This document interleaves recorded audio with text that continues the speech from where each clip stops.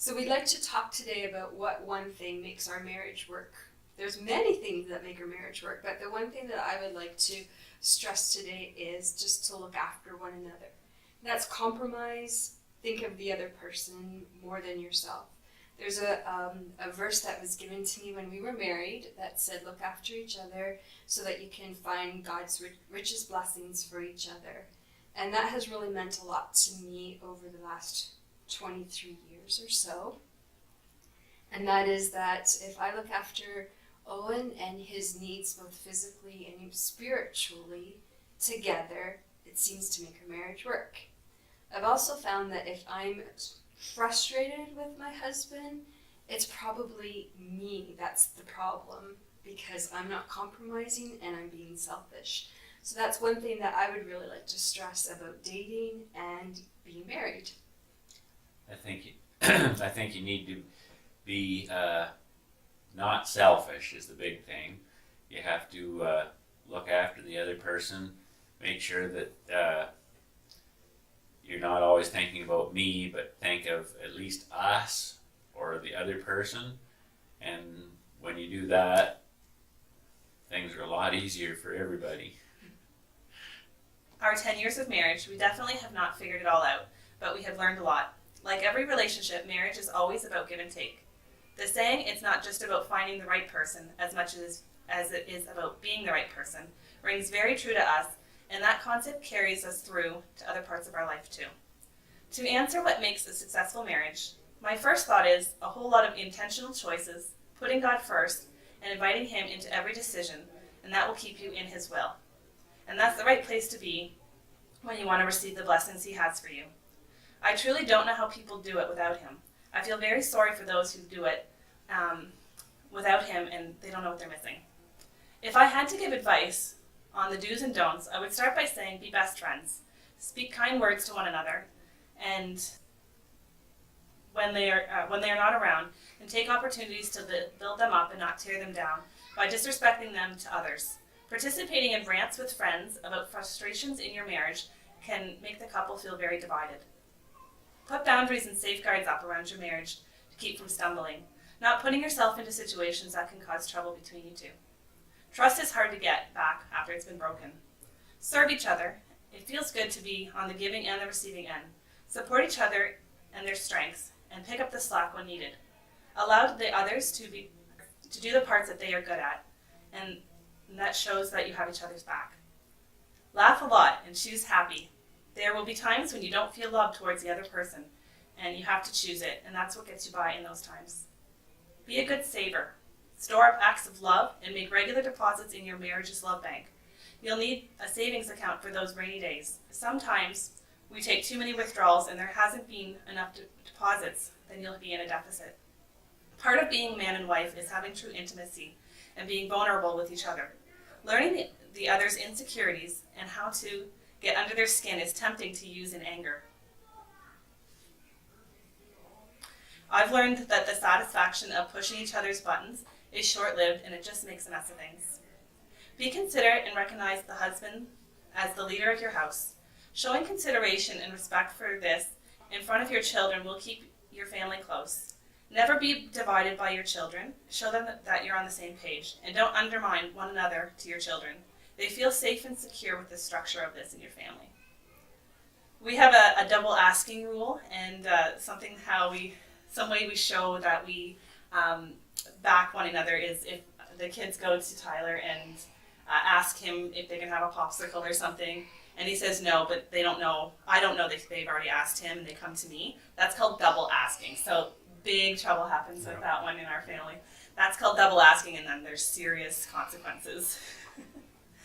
Keep your arguments private. If you run off and share your problems with others, it's not only not fair to the other partner, but the person you told isn't also going to be a part of the solution when you forgive the other. So they will just remember the bad, and it tarnishes the other. Apologize and forgive often. Even the little stuff, it brings you closer. The other person will let you down because they are not perfect, and that's why we need God who is. Keep bitterness far from you. I heard it put this way, that it isn't how big your mistake was, but how you come back from it. I feel this is very true when it has to do with your children too. This releases you from the guilt of messing up too. Be in constant check with God and in prayer as a couple. It is the only way to an enjoyable marriage. The closer the both of you get to God, the closer you are as a couple. Yes, and I think you got to stay on a current basis with each other. You know, you can get in a heavy discussion about a topic that both people are firm on, and it might not take 1 night, 2 nights, or 3 nights to cover it off. Compromise. But you do have to compromise and cover it off, and you can't keep track of all those situations and hold them later. You have to let them go. Mm-hmm. So.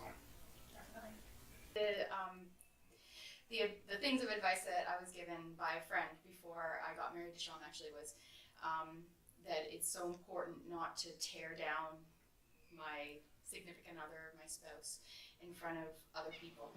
And it doesn't mean that I lie or I don't share things with close friends, but it means that when I'm out with other friends, he knows that I'm not sitting there in a crowd making fun of him, tearing him down, talking about thinking that he's dumb or anything like that. Is so I can share funny things about him, and I don't pretend that he's perfect, but I'm his biggest cheerleader. I see the best in him, and when I'm with other people, I share that, and if we have problems, we deal with it together, or we go talk to somebody about it. So that was something that I'm glad that friend had the forethought of calling me on before I made our marriage toxic. I think there's a few things that really helped us, and I know for me over the years, one of the things, and I know for Juanita as well, is setting Christ up as the center of our marriage and our own spiritual lives, not just having a spiritual life that's connected, but our own spiritual life as we're each seeking the Lord really helps us to draw closer to Christ, which naturally brings us together, because Christ is about good marriages, and so he draws us together. But one of the other things is we really enjoy spending time together, and we have a lot of fun when we spend time together. And so the times in our marriage where we haven't spent as much time with one another, where we've been getting busy or whatever, we've pulled apart from each other, has been hard on our marriage. But when we stop and we reacquaint ourselves, when we spend that time with one another, our marriage becomes much more exciting and much more wonderful. If I could share one more thing, when I was growing up, I always thought that marriage would be bad, and that might sound weird, but I always thought I would get married, but I always thought marriage would be bad. I just figured we'd fight a lot, we'd argue, we'd be butting heads all the time, and then I got married, and I started to learn that marriage could actually be wonderful. It could actually be an exciting thing that we could enjoy our time together, and so when we spend time together, we have a great time, and I just thank the Lord for that. Oh, I proved that marriage is good. Yes. What I'm going to say is from a Christian's perspective. So before you get married, you need to be finding a spouse who is a believer. So that's crucial. You can't marry an unbeliever. You're just not even on the same page. So moving ahead, we are both believers. We were when we got married. So I would say the most important thing is that you put Christ at the center of your relationship, and everything falls in place after that. The more Christ-like and Christ-focused that we can be, the better the marriage is. So, for instance, Christ came to serve, to not be served. So that's a very important attitude, I would say, that I try to exhibit, to not be looking to be served all the time, to serve my husband and my kids, and takes the focus off yourself as well. I think a lot of selfishness is a huge problem in relationships, and ends up causing a disaster. So putting the other person first is a good attitude to have. So I think that's, in my mind, one of the most important things. She's right. Well, young people, I'll tell you one thing. At this point in your lives, you are to the age that you've got to make some really good decisions to make your life go very well. and it's not the time to do anything boneheaded. So, when you're searching for a spouse, this is crucially important. Have your eyes wide open. Don't just date for the sake of having a girlfriend or a boyfriend. You need to be taking a look at what kind of person that person is. If you go to their place and there they are, always spatting and scrapping away with their parents, get ready, because that person's going to be scrapping and spatting away with you when you're married. And another good thing is that Proverbs 3, 5, and 6 says to trust in the Lord with all your heart and lean not on your own understanding. Totally applies here. So make sure that you are trusting in the Lord, asking Him to guide you to the right person, and don't get blown away by love. I mean, love is a great thing, but it doesn't pay the bills, and it doesn't do so many things. Don't get carried away with the emotions of it all. Just really choose wisely, and if you can see that you're going to have a problem with your girlfriend and it continues on that way, don't just blindly go ahead and marry them anyway, because you need to pitch that person and get somebody new. Secondarily, I'm saying keep your eyes wide open before you get married. After you get married, keep one of them shut and learn to be able to accept the person as they are and say, well, I've made the commitment. This is a lifetime commitment, and I'm not going to go to sleep on that. If you're a man, you're going to give some decent leadership to your wife and to your family.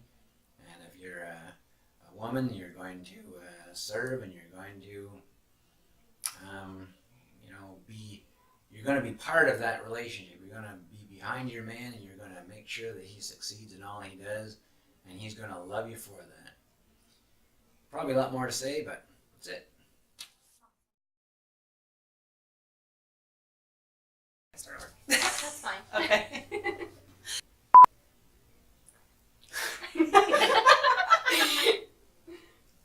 He stole mine. Okay, I'm sorry. Let's This start is again. what I told him yesterday I was gonna say. He's still here. I was thinking about that as I was saying it.